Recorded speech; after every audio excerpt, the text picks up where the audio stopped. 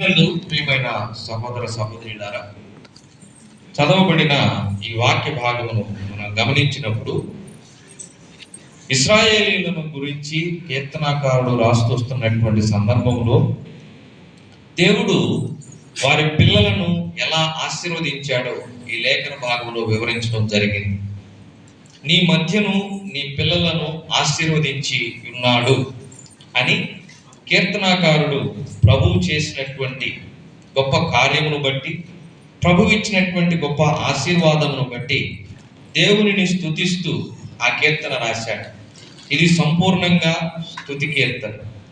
ఈ వాక్య భాగములో మనం గనక జ్ఞాపకం చేసుకుంటే దేవునికి స్తోత్రము గానము చేయుట మంచిది అనేటటువంటి పాటలోని చరణాలన్నీ ఈ కీర్తనలోనే మనకు కనిపిస్తాయి. అలాగైతే పిల్లలను దేవుడు ఆశీర్వదించాడు, పిల్లలను దేవుడు వృద్ధి పొందించాడు, పిల్లలను దేవుడు సమృద్ధితో నింపాడు, పిల్లలను దేవుడు క్షేమాభివృద్ధి ఇచ్చి నడిపిస్తూ ఉన్నాడు. ఈ సందర్భంలో పిల్లలు ఆశీర్వదించబడటానికి వాక్యానుసారంగా ఉన్నటువంటి కొన్ని కారణాలను మనం జ్ఞాపకం చేసుకుంటాం. ఎందుకంటే దేవుని యొక్క పిల్లలు ఆశీర్వదించబడటాన్ని గురించి వాక్యం చెప్తుంది. నీతిమంతుల సంతానము క్షేమాభివృద్ధి నొందుదురు. నీతిమంతుల సంతానము క్షేమాభివృద్ధి నొందుదురు. నీతిమంతుల పిల్లల పిల్లల తరములు ఎలా ఉంటాయంటే ఆశీర్వాదము నొందుతాయని బైబిల్ చెప్తూ ఉంది. ఇంకొక సందర్భంలో దావీదు భక్తుడు అంటాడు, నీ ఆశీర్వాదము నొంది నా కుటుంబము నిత్యము ఆశీర్వదించబడును గాక. దేవుని ఆశీర్వాదం అంత గొప్పది.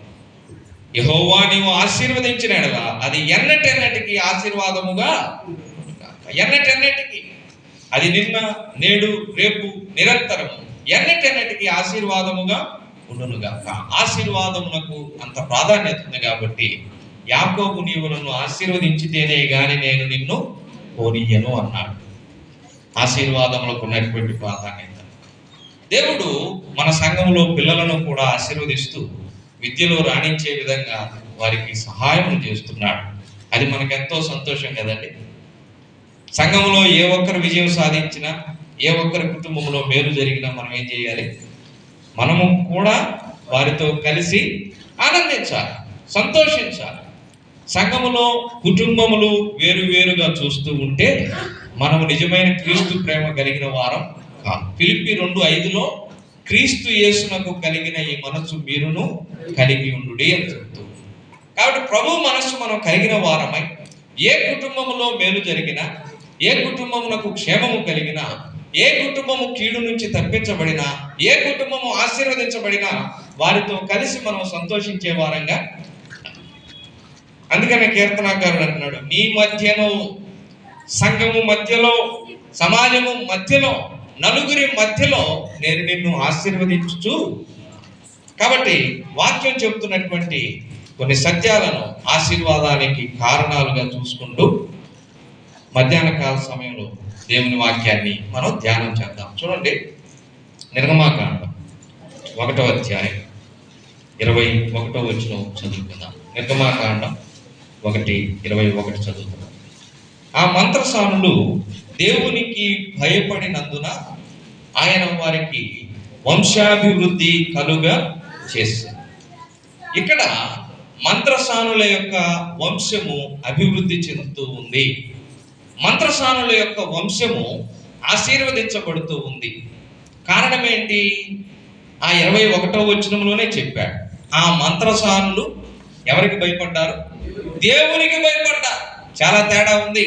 గలతీ 1:10 పౌలు అంటాడు, నేను మనుష్యులను సంతోషపెట్టు చూచుచున్నానా, దేవునిని సంతోషపెట్ట చూచుచున్నానా?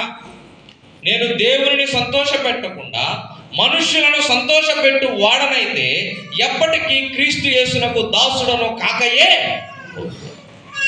దేవునికి దాసుడు అని మనం పేరు పెట్టుకోవచ్చు, కానీ మనం మనుషులను సంతోషపెట్టు వారమైతే క్రీస్తు యేసునకు దాసులము కాదు. కాబట్టి దేవునికి దాసులముగా ఉన్న మనము ప్రభువుని సంతోషపెట్టే వారంగా ఉండాలి. దేవునికి భయపడే వారంగా ఉండాలి. దేవునికి భయపడితే ఏమవుతుంది? 1వ అధ్యాయంలో జరిగిన చరిత్ర మనకు తెలుసు. ఫరో చాలా ఖచ్చితంగా ఆజ్ఞాపించాడు, మగపిల్లవాడు పుడితే కాన్పు పీటల మీదనే చంపేయాలి, లేదంటే తీసుకుని వెళ్ళి మొసళ్లకు ఆహారంగా నైలు నదిలో పడవేయాలి. అలాగున మగ పిల్లలను చంపేయాలి, ఆడపిల్లలైతే బ్రతకనివ్వాలి. కానీ మంత్రసానులకు ఒక బాధ్యతనిచ్చాడు దేవుడు.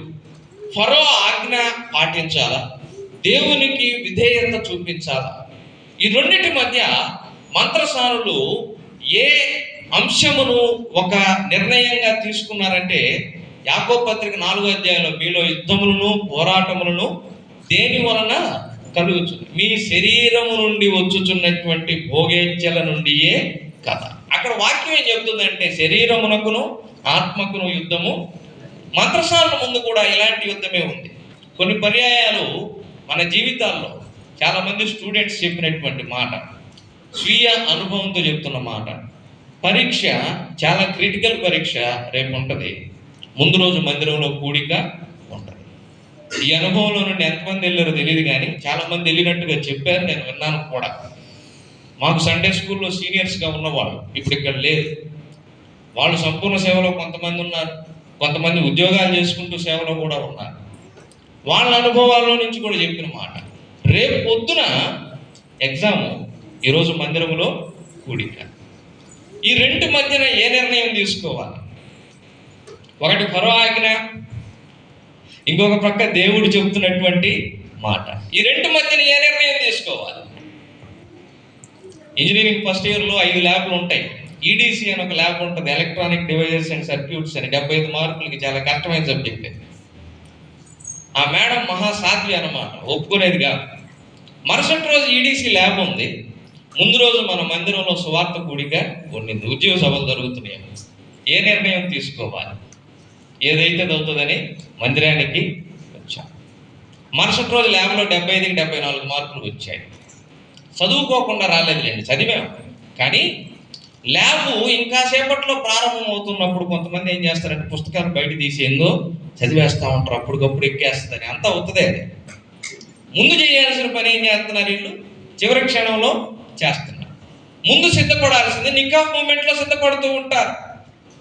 దేవుని యొక్క మందిరమునకు రావాల్సినప్పుడు, దేవుని సమయం దేవునికి ఇవ్వాల్సినప్పుడు ఇస్తే, దేవుడు మనం కొంచెం కష్టాన్ని కూడా ఎంతగా ఆశీర్వదిస్తాడో చెప్పాల్సిన అవసరం. వాళ్ళు ఏం చేశారండి? ఫరో చెప్పినటువంటి మాటకు వారు లోబడలేదు. రాజాజ్ఞను వాళ్ళు తిరస్కరించారు. రాజాజ్ఞను తిరస్కరించిన వారికి మరణ శిక్ష ఉన్నది. కానీ దేహముతో పాటు ఆత్మను నశింపచేయ శక్తి కలిగిన వానికి మిక్కిలి భయపడుడి. దేహముతో పాటు ఆత్మను నశింపజేయ శక్తి కలిగిన వానికి మిక్కిలి భయపడు. అపోస్తలులకు చెప్పాడు ప్రభు ఈ మాట. హెబ్రీ మంత్రసానుడు దేహముతో పాటు ఆత్మను నశింపజేయ శక్తి కలిగినటువంటి దేవునికి మిక్కిలి భయపడ్డారు. కేవలం దేహమును మాత్రమే నశింపజేసిన ఫరోకు వాళ్ళు భయపడలేదు. యెహోవా యందలి భయము పవిత్రమైనది కాబట్టి వారు దేవుని ఎడల చూపించినటువంటి భయమునకు ప్రతిగా దేవుడు ఏం చేశారు? 21వ వచనంలో, ఆ హెబ్రీ మంత్రసానులు దేవునికి భయపడినందున ఆయన వారికి వంశాభివృద్ధి కలుగజేశారు. మన పిల్లలు ఆశీర్వదించబడాలంటే దేవుని భయం వాళ్ళలో మాత్రమే కాదు, మొదట వాళ్ళకి మాదిరి చూపించే మనలో ఉండాలి. దేవుని భయం మనలో లేకపోతే మన తర్వాత జనరేషన్కి భయం ఉంటుందని ఎక్స్పెక్ట్ చేస్తే మనం పిచ్చి వాళ్ళం, వెర్రి వాళ్ళం అవుతాం. ప్రాక్టీస్ వాట్ యు ప్రీచ్ అంటారు. మనం దేన్నైతే ప్రకటిస్తున్నామో దాన్ని తప్పక పాటించి మాదిరి చూపించాలి. అదే ఒక పాఠంగా మారుతుంది. అదే చాలా మందికి గుణపాఠంగా మారుతుంది. హెబ్రీ మంత్రసానులు భయపడ్డారు, ఫరో ఆజ్ఞకు కాదు, దేవునికి. కాబట్టి ఏం చేశాడు? దేవుడు వారికి సంతానాభివృద్ధి కలుగు చేశాడు. సాయంకాలం ఒక మాట చూద్దాం. 115వ కీర్తన 13, 14 చరణ. 115వ కీర్తన 13, 14. పిన్నలనేమి పెద్దలనేమి తన యందు భయభక్తులు గల వారిని యెహోవా ఆశీర్వదించును. యెహోవా మిమ్మును మీ పిల్లలను వృద్ధి పొందించు. దేవుని ఎడల భయభక్తులు కలిగిన వారి పిల్లల తరములు ఏమవుతాయంట? ఆశీర్వదించబడతాయి. ఒక మంచి ఉదాహరణ మనం చూద్దామా? ఒక మంచి ఉదాహరణ. ఒక వ్యక్తిని అన్నలు ద్వేషించి అమ్మేస్తే ఆ అన్నలు ఆహారం కొరకు వెతుక్కుంటూ వస్తే అన్నలకు ఆహారం ఇచ్చేటటువంటి సందర్భంలో అన్నలను క్షమించి ఆ వ్యక్తి పలికిన మాట. ఆదికాండం 42:18 చదువుతారా? ఆదికాండం చూచి నేను, ఆ మాట చాలా ముఖ్యమైన మాట, నేను దేవునికి గోతులో వేయబడినప్పుడు, ద్వేషించబడినప్పుడు, అమ్మబడినప్పుడు, శత్రువు యొక్క చేతికి చిక్కినప్పుడు, ఐగుప్తు చెరలో ఉన్నప్పుడు, దాసత్వంలో ఉన్నప్పుడు, చెరసాలలో ఉన్నప్పుడు, తనకు మేలు చేస్తాడు అనుకున్నటువంటి పానదాయకుల అధిపతి తనను మర్చిపోయినప్పుడు, చెయ్యనటువంటి నేరమునకు యజమానుడు శిక్ష వేసి అన్యాయంగా చెరసాలకు పంపించినప్పుడు కూడా యోసేపు ఎవరికి భయపడుతూ ఉన్నాడు? ఎవరికి భయపడుతున్నాడు? అనుకూలతల్లోనే కాదు, ప్రతికూలతల్లో కూడా, క్షేమంలోనే కాదు, క్షేమంలో కూడా, కలిమిలోనే కాదు, లేమిలో కూడా, ఆరోగ్యంలోనే కాదు, అనారోగ్యంలో కూడా, సుఖములోనే కాదు, కష్టములో కూడా, లాభములోనే కాదు, నష్టములో కూడా అతడు ఎవరికి భయపడుతూ ఉన్నాడు? దేవునికి భయపడుతూ ఉన్నాడు. నేను దేవునికి భయపడువాడను. అనలారా, మీరు ఎవరికి భయపడుతున్నారో నాకు తెలియదు. మీరు దేవునికి భయపడేటటువంటి వారైతే మీ సోదరుని ఏం చేయరు? మీరు ద్వేషించరు, తృణీకరించరు, గోతిలో పడవేయరు, చంప చూడరు. నేను దేవునికి భయపడవాడు. ఇప్పుడు అన్నలు చేతికి చిక్కితే యోసేపు ఏం చేయాలా? ఏం చేయాలి చెప్పండి? ప్రతీకారం తీర్చుకోవచ్చు. కానీ యోసేపు మనుషులకు కాదు భయపడతా ఉంది. యోసేపు ఎవరికి భయపడుతున్నాడు? దేవునికి. కాబట్టి ఏం చేశాడు?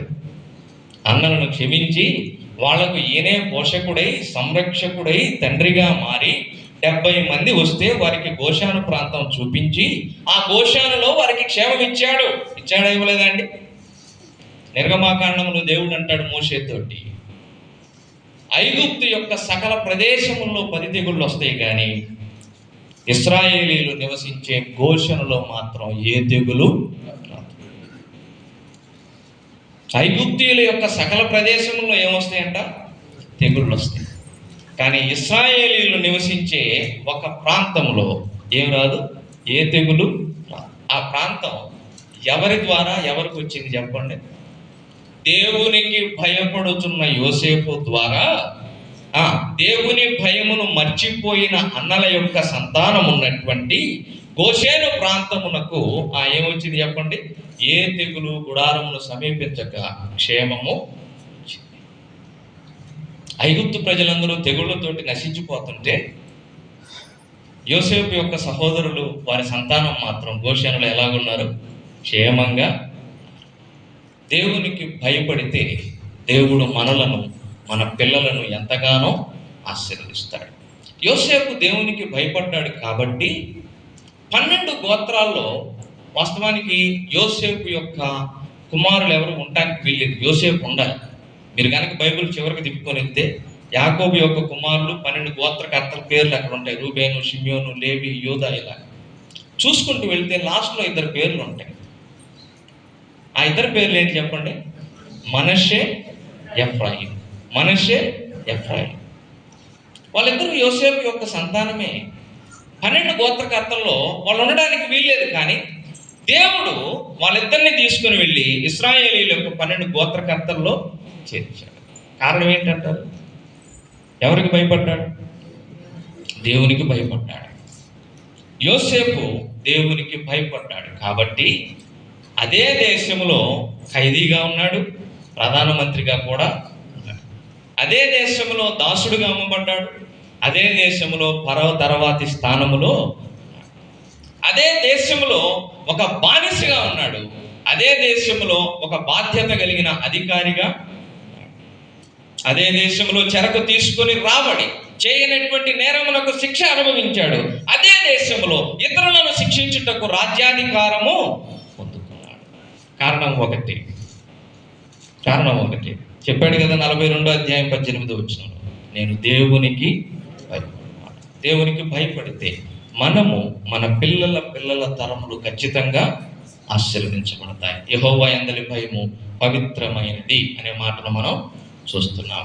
షిప్రా పూయా యొక్క సంతానం విస్తారంగా అభివృద్ధి చెందింది, ఆశీర్వదించబడింది, ఎందరికో మార్గదర్శకంగా నిలిచింది. కారణం వారు దేవునికి భయపడ్డారు. ఈ మధ్యాహ్న కాల సమయంలో మనం దేవునికి భయపడితే దేవుడు మనలను కూడా ఆశీర్వదిస్తాడు. రెండో మాట చూద్దాం. యోబు గ్రంథం 39వ అధ్యాయం మొదటి 4 వచనాలు. యోబు గ్రంథం 39 మొదటి 4 వచనాలు. అడవిలోని కొండ మేకలు ఈను కాలము నీకు తెలియనా? లేళ్లు పిల్లలు వేయు కాలమును గ్రహింపగలవా? అవి మోయు మాసములను నీవు లెక్క పెట్టగలవా? అవి ఈను కాలము ఎరుగుదువా? అవి వంగి తమ పిల్లలను కనును, తమ పిల్లలను వేయును. వాటి పిల్లలు పుష్టి కలిగి ఎడారిలో పెరుగును. అవి తల్లులను విడిచిపోయి వాటి యొద్దకు తిరిగి రావు. లేడి పిల్లలు ఎలాగున్నాయో చూడండి. అవి ఎలా ప్రసవించబడుతున్నాయి, అవి ఎలా పెంచబడుతున్నాయి, అవి ఎలా పనికి వెళుతున్నాయి. 3 మాటలు చూస్తున్నాం. అవి ఎలా ప్రసవించబడుతున్నాయంట. 3వ వచనం. అవి వంగి తమ పిల్లలను కనును, తమ పిల్లలను వేయును. అవి ఎలా ప్రసవించబడుతున్నాయంటే నొప్పులతో ప్రసవించబడుతున్నాయి. నెంబర్ 2, అవి ఎలా పెంచబడుతున్నాయి చూడండి. 4వ వచనం. వాటి పిల్లలు ఎలా ఉన్నాయంట? పుష్టి కలిగి, బలహీనంగా, ఊగులాడుకుంటూ, ఒక పని చెప్తే చేయలేని స్థితిలో, ఈ విధమైనటువంటి నొప్పులు, అనారోగ్యంతో ఉండేటటువంటి పిల్లలు కాదవి.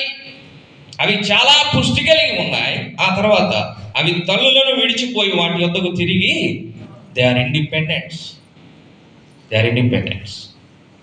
సింహాన్ని తీసుకొని వచ్చి ఒక వ్యక్తి ఏం చేశాడంటే బోన్లో కొన్ని నెలల పాటు బంధించేశాడంట. ఆ బోను పక్కనే కుక్కను కట్టేశాడంట. బోనును తీస్తే సింహం బయటకు వచ్చి, సింహం తన సహజ స్వభావమును కోల్పోయి కుక్కలాగా ప్రవర్తించడం ప్రారంభించిందంట. కారణం ఏంటి చెప్పండి? సింహం ఎక్కడ ఉండాలా? అడవిలో ఉండాలా? అడవిలో ఉండాల్సిన సింహం తన స్థానాన్ని మార్చుకుంటే తన స్వభావం కూడా ఏమైపోద్ది? మారిపోద్ది. అదే సమస్య. ఏనుగు అడవిలో ఉండకుండా వీధుల్లో పోతా ఉంటే దాన్ని చూస్తున్న కుక్కలు కూడా ఏం చేస్తాయి? మరుగుతాయి. విశ్వాసి యొక్క పిల్లలు, విశ్వాసి యొక్క కుటుంబము ఆ స్థానములో, ఆ స్థలములో ఉండాలి. అదే జీవము కలిగిన దేవుని మందిరము. అక్కడ ప్రసవ వేదన అనగా ప్రార్థన అనుభవము. అవి ప్రసవ వేదన చెందుతూ పురిటి నొప్పులతోటి ఆ పిల్లల్ని ఏం చేస్తాయి? కంటాయట. కాబట్టి వాటి పిల్లలు ఎలా ఉంటాయి చెప్పండి? బలహీనంగా ఉంటాయా? వాటి పిల్లలు పుష్టి కలిగి బలంగా ఉంటాయి. ఎంతమంది దైవజనులు తమ తల్లిదండ్రుల యొక్క ప్రార్థన వలన ఆశీర్వదించబడ్డారు, బలపరచబడ్డారు. పాల్ అగస్టిన్ గారు కావచ్చు, ప్రత్యేకించి చెప్పాల్సినటువంటి అవసరం లేదు. పాత జాన్ వెస్లీ గారు, ప్రస్తుతం ఉన్న రాజమండ్రి జాన్ వెస్లీ గారి గురించి చెప్పట్లేదు. పాత జాన్ వెస్లీ గారు, బిల్లీ గ్రామ్ గారు, వాళ్ళ తల్లిదండ్రుల యొక్క ప్రార్థన ఫలం. ఈ విధంగా తల్లిదండ్రుల యొక్క ప్రార్థన, ప్రసవ వేదన పిల్లల యొక్క బలానికి, ఆ పటుత్వానికి, వారు కలిగి ఉండేటటువంటి పుష్టికి ఒక ఆధారంగా ఉంటుందనే విషయాన్ని మనం చూస్తున్నాం. ఒక ఉదాహరణ చూద్దాం. ఆదికాండం 32వ అధ్యాయం. ఆదికాండం 32వ అధ్యాయం 10-11 వచనాలను చదువుతాను. నీవు నీ సేవకునికి చేసిన సమస్తమైన ఉపకారములకును సమస్త సత్యమునకును అపాత్రుడను. ఎట్లనగా నా చేతి కర్రతో మాత్రమే ఈ యోర్దాను దాటి తిని, ఇప్పుడు నేను 2 గుంపులైతిని. నా సహోదరుడైన యోసేపు చేతి నుండి దయచేసి నన్ను తప్పించుము. అతడు వచ్చి పిల్లలతో తల్లిని నన్ను చంపునేమో అని అతనికి భయపడుచు. యాకోబు ఎవరికి భయపడుతున్నాడు చెప్పాలి? ఎవరికి భయపడుతున్నాడు? అన్నకు. ఎవరికి మొరపెడుతున్నాడు? తేడా ఉంది. అన్నకు భయపడుతున్నాడు. ఆ భయములో దేవునికి మొరపెడుతూ. ఆదికాండం 32వ అధ్యాయాన్ని మహనయీము అనుభవము అంటాం. మహనయీము అంటే 2 సేనలు అని అర్థం. యాకోబు తిరిగి లాబాను దగ్గర నుండి తన తల్లిదండ్రులకు వెళ్ళిపోయేటటువంటి తిరుగు ప్రయాణంలో ఉన్నాడు. ఈ ప్రయాణంలో యాకోబును 20 ఏళ్ల క్రిందట చంపాలనుకున్నటువంటి తన అన్నయ్యనటువంటి ఏశావు ఎదుర్కోవడానికి బయలుదేరి ఉన్నాడనే వర్తమానం యాకోబుకు వచ్చింది. ఏశావు ఎలాంటి వాడో మనం ప్రత్యేకించి చెప్పాల్సిన అవసరం లేదు. ఏశావు వేటాడుట యందు నేర్పరి. ఏశావు వేటాడుట యందు నేర్పరి. వేటగాళ్ళ యొక్క దేహం, శారీరక సౌష్ఠవం చాలా గొప్పగా, చాలా బలంగా ఉంటుంది. అయితే యాకోబు సాధువై డాష్లలో నివసించుచుండెను. ఎక్కడున్నాడంట? గుడారాలలో నివసించుతున్నాడు. గుడారాల్లో ఉన్నాడు. తల్లిచాటు బిడ్డ, ఇంటి పక్షాన ఉండేటటువంటి వాడు. Quite opposite. ఏశావేమో బలవంతుడుగా ఉన్నాడు శరీర రీతిగా, యాకోబేమో సాధువై గుడారములలో నివసించుతున్నాడు. వైరానికి కారణం యాకోబు దీవెనలను తీసుకున్నాడు, జ్యేష్ఠత్వాన్ని తీసుకున్నాడు. ఏశావు మనసులో ఒకే ఒక్కసారి అనుకున్నాడు, యాకోబుని ఎట్టి పరిస్థితుల్లో నేను చంపేయాలి. మా నాయనైనటువంటి ఇస్సాకు వృద్ధాప్యంలో ఉన్నాడు కాబట్టి ఆయన దాటుకున్న తర్వాత ఏం చేయాలనుకుంటున్నాను, తమ్ముడైన యాకోబును. యాకోబు అక్కడి నుంచి పారిపోయాడు. 20 ఏళ్ళు అయిపోయింది. మరలా ఏశావు యాకోబుని ఎదుర్కోవడానికి వస్తున్నాడన్న వర్తమానం వినగానే ఆ యాకోబు గుండెల్లో భయము పుట్టుకొని వచ్చి ఏశావు తనను, ఆ తర్వాత చూడండి 11వ వచనం, తనను చివరి పాటలోకి కూడా అతడు వచ్చి ఏం చేస్తాడు, యాకోబును మాత్రమే కాదు వారి తల్లులను పిల్లలను కూడా ఏం చేస్తాడంట, చంపేస్తాడేమో. ఎంతగా భయపడుతున్నాడో చూడండి యాకోబు. ఆ భయానికి ముందు 10వ వచనంలో దేవుని ఎంతగా స్తుతిస్తున్నాడో చూడండి. దేంతో దాటాడంటే యోర్దాన్ అంటే పైనుండి క్రిందికి పారునది అని అర్థం.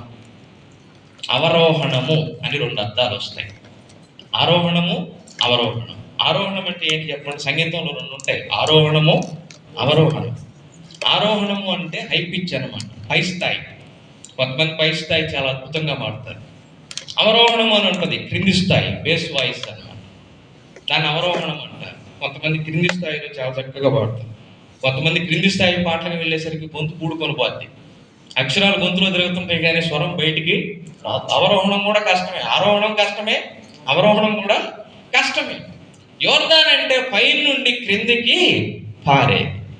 విశ్వాసిని పై నుండి క్రిందికి పడవేసేటటువంటి యోర్దానును నాడు ఇశ్రాయేలీలు ఆరిన నేలను, మందసమును మోసుకుంటూ దాటారు కాబట్టి వారు కనానులో గొప్ప ప్రవేశమును పొందుకున్నారు. ఈ పై నుండి క్రిందకి పడవేసేది విశ్వాసి దాటలేకపోతే కనానులో ప్రవేశము లేదు. ఇప్పుడు వాక్యంలో కూడా మనం చూస్తున్నాం, యాకోబు దాన్ని ఎలా దాటాడంటే కేవలం చేతిలో కర్ర మాత్రమే ఉంది, కర్ర పట్టుకొని దాటాడు. మరలా తిరిగి అదే యోర్దానుకి ఇటుపక్క వస్తున్నాడు. ఇటు దాటాడు, మరలా తిరిగి అదే యోర్దాను దాటుకుంటూ ఇటు ప్రక్కకు వస్తున్నాడు. అవతలకు వెళ్ళి యువతలకు వస్తున్నాడు. అవతలకు వెళ్ళి 20 ఏళ్ళు అయింది. అవతలకు వెళ్ళేటప్పుడు చేతిలో కర్ర మాత్రమే ఉంది. అవతలకు వెళ్ళేటప్పుడు ప్రాణభయం ఉంది, యువతలకు వచ్చినప్పుడు కూడా ప్రాణభయము ఉంది. అవతలకు వెళ్ళేటప్పుడు ఒక్కడే, యువతలకు వచ్చేటప్పుడు దాదాపుగా 70 మంది. అవతలకు వెళ్ళేటప్పుడు పారిపోయినటువంటి స్థితిలో ఉన్నాడు. యువతలకు వచ్చేటప్పుడు సంపాదించుకొని సంపాదకుడుగా, ప్రయోజకుడుగా తిరిగి వస్తున్నాడు. యువతలకు దాటుతూ ఉన్నప్పుడు 10వ వచనం చూడండి ఎంత బాగా చెప్తున్నాడు. నీవు చేసిన సమస్తమైన ఉపకారములను బట్టి ఏం చేస్తున్నాడంట, నేను అపాత్రుడనని ఒక మాటలో దాన్ని కొట్టిపారేస్తున్నాను. నిజమేనండి. మనం అనుకుంటాం దేవుడు మనకిస్తున్నదంతా కూడా టేక్ ఇట్ ఫర్ గ్రాంటెడ్గా. మనకంటే వేల కోట్లు, లక్షల కోట్లు కలిగిన ధనవంతుడు ప్రభువుని ఎరగని వారు ఉన్నారు. ధనవంతుడు అవడం దేవుని ఆశీర్వాదం అంటే పొరపాటే. మరి స్టేట్ ఫస్ట్ ర్యాంక్ తెచ్చుకున్నటువంటి వ్యక్తి ప్రభువుని ఎరగని వాడే కదక్క అనుకుందాం. ప్రభువుని ఎరిగిన వాడైతే ఈ పాటికి ఖచ్చితంగా సాక్ష్య రూపంలో రావాలి. దాన్ని ఆశీర్వాదం కాదంటారా? అది ఆశీర్వాదమే కాదు. వేల ఎకరాలు ఉన్నాయి, లక్షల కోట్లు ఉన్నాయి, ఎన్నో ఆస్తులు ఉన్నాయి, ఎంతో సౌందర్యవంతులైన పిల్లలు కలిగిన వారు. వాళ్ళు ఆశీర్వదించబడిన వారు కాదంటారా? అవునంటారా?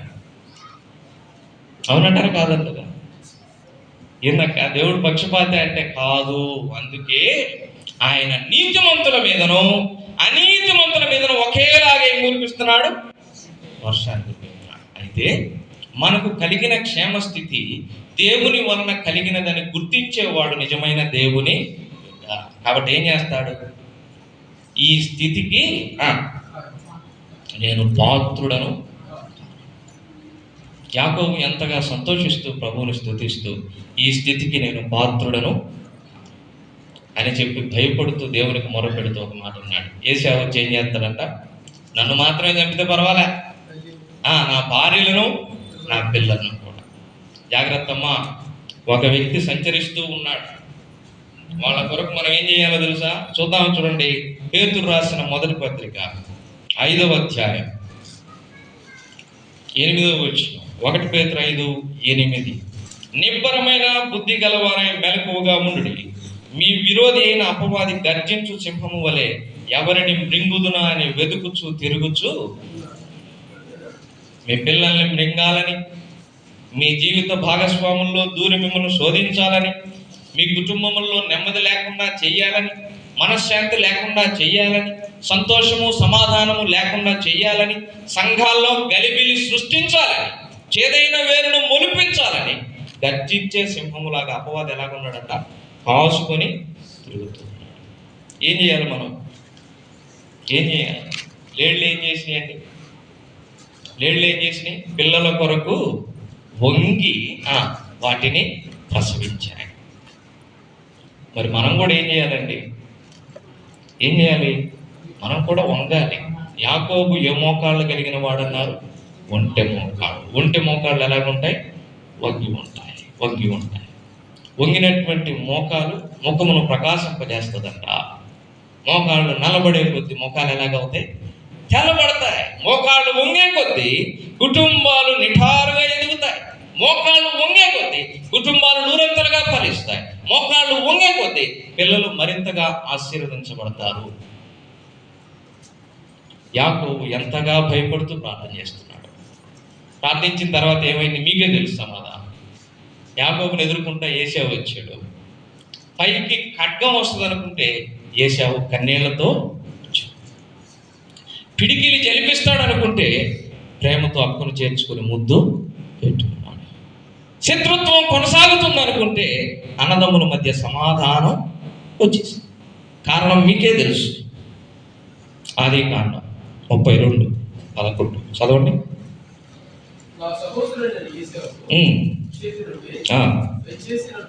తప్పించు. అతడు వచ్చి అతనికి భయపడుతూ ఉన్నాను, దేవునికి మొరపెడుతూ ఉన్నాను. దేవుడు అనుకూల సమయం ముందు నా మొరను ఆలకించాడు కాబట్టి సమస్త భయముల నుండి నన్ను తప్పించాడు. ఆ దేవునికి నేను స్తోత్రగానము చేస్తున్నాను. దావీదు కూడా అదే అన్నాడు, నాకు కలిగిన భయములన్నిటి నుండి ఆయన నన్ను తప్పించి ఉన్నాడు. తప్పించి ఉన్నాడు. పక్షి వలె మనం తప్పించుకొని కొండకు పారిపోదాము రండి. దేవుడు మనల్ని తప్పించాడు, మన పిల్లల్ని తప్పించాడు. పొరపాటున ఫెయిల్ అయి ఉంటే పరిస్థితి ఏందక్క అన్నా? పొరపాటున ఫెయిల్ అయి ఉంటే మన పిల్లల పరిస్థితి ఏంటన్నా? దున్నపోతు మీద ఒక పుండు ఉంటే కాకి ఎప్పుడు దాని మీదే ఉంటుంది గురి. అందుకే లోకులు దేంతో పోల్చేది చెప్పండి? వీళ్ళ పిల్లకాయల సంగతి అట్టు ఉంచండి, వాళ్ళ అలవాట్లు వాళ్ళ వేషాలు ఇవన్నీ పక్కన పెట్టి అయినా మనకు గుర్తురావు. ఈ ఫెయిల్ అయి ఉంటాడు చూసారు, ముక్కు వేసుకొని వస్తారు కాకి ముక్కు. దున్నపోతు మీద పుండును పొడిచినట్టు ఎన్ని సబ్జెక్టులు పోయినాయి, ఎంత టోటల్ వచ్చింది? మా ఓడికి ఎంత, మీ ఓడికి అంత, మా ఓడికి ఎంత, మీ ఓడికి ఎంత, మా అమ్మాయికి ఎంత, మీ అమ్మాయికి ఎంత, పొడవడమే పని. భయపడుతూ ఉన్నానయ్యా ఇలాంటి వాళ్ళు. భయపడుతున్నారు లేదా? పాపం ఒక పిల్లవాడు ఫెయిల్ అయితే వాళ్ళ తల్లిదండ్రులు ఆ పిల్లవాడు ఫెయిల్ అయిన దానికంటే ఎక్కువ దేనికి భయపడుతున్నారు తెలుసా? వాళ్ళ తోబుట్టువులు, వాళ్ళ బంధువులు, వాళ్ళ ఆడబిడ్డలు వాళ్ళు అడిగే ప్రశ్నకి ఏ సమాధానం చెప్పాలా అని భయపడుతున్నారు. ఎంత ఒత్తిడి! ఆ పిల్లడితో మాట్లాడుతూ ఉంటే అసలు నోట్లోని మాట రావట్లేదు, ఫోన్లో ఏడుస్తూనే ఉన్నాడు. సముదాయించడానికి ఎంత సమయం పడుతుంది? చంపుతారేమో అని నేను భయపడుతూ, కానీ దేవుడు ఏం చేశాడు? నాకు కలిగిన భయములన్నిటి నుండి, సమస్తమైన భయములన్నిటి నుండి ఆయన నన్ను తప్పించి, యాకోబును తప్పించాడు. దేవుడు మనలను కూడా తప్పిస్తాడు. ఖచ్చితంగా దేవుడు మనలను, మన పిల్లలను ఆశీర్వదిస్తాడు. 3 నిమిషాలు ఉంది, 3వ మాట చూసుకొని ముగించుకుందాం. యెషయా గ్రంథం 8:18. నేనును యెహోవా నాకిచ్చిన పిల్లలను సీయోను కొండ మీద నివసించు సైన్యములకు అధిపతియగు యెహోవా వలని సూచనలుగా మహత్ కార్యములుగాను ఇశ్రాయేలీయుల మధ్య. చివరి మాట దేవుడు తన ప్రవక్తతో చెప్తున్న మాట ఎలా చేయబోతున్నానంటే, నా పిల్లలను యెహోవా వలని సూచనలుగా మహత్ కార్యములు.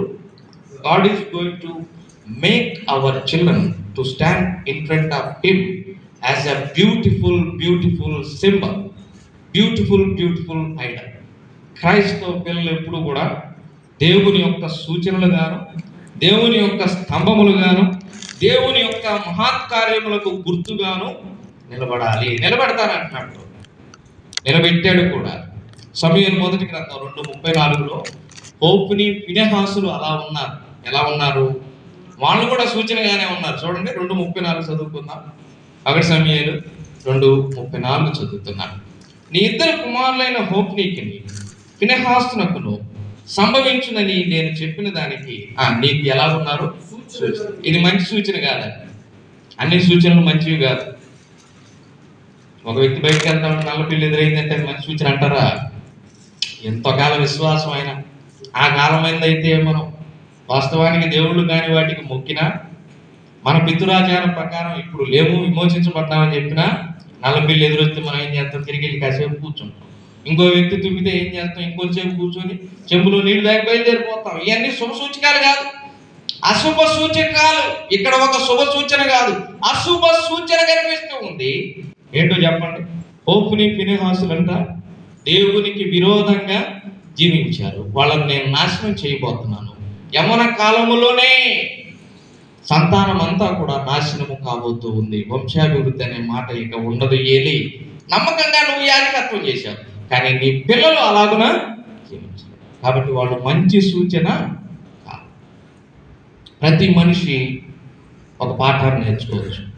మంచివాడిని చూస్తే ఎలా ఉండాలో నేర్చుకోవచ్చు, చెడ్డవాడిని చూస్తే ఎలా ఉండకూడదో నేర్చుకోవచ్చు. మొత్తానికి నేర్చుకోవచ్చు. మొత్తానికి ప్రతి సందర్భంలో ప్రతి వ్యక్తి నుంచి ఏదో ఒక పాఠాన్ని నేర్చుకోవచ్చు. We should be busy in learning, not should be busy in growing our egos. అహాలు లేకపోతే ఇంకోటి వీటిని పెంపొందించుకోవటంలో, నేర్చుకున్నామనే స్థితికి రీచ్ కావడంలో బిజీగా ఉండకూడదు. నేర్చుకోవడంలో నిత్యం మనం బిజీగా. ఇది మంచి సూచన అంటారా, చెడ్డ సూచన అంటారా? హోఫ్నీ ఫినెహాసులు ఒక మంచి ఎగ్జాంపులా, చెడ్డ ఎగ్జాంపులా?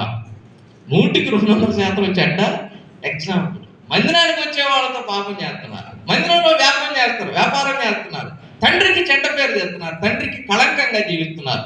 వాళ్ళు ఒక భయంకరమైన అశుభ సూచనగా. కానీ ఆ తర్వాత సమూయేలు అనే వ్యక్తి యాజకుడు అయ్యాడు. అతను ఎలా ఉన్నాడు చెప్పండి?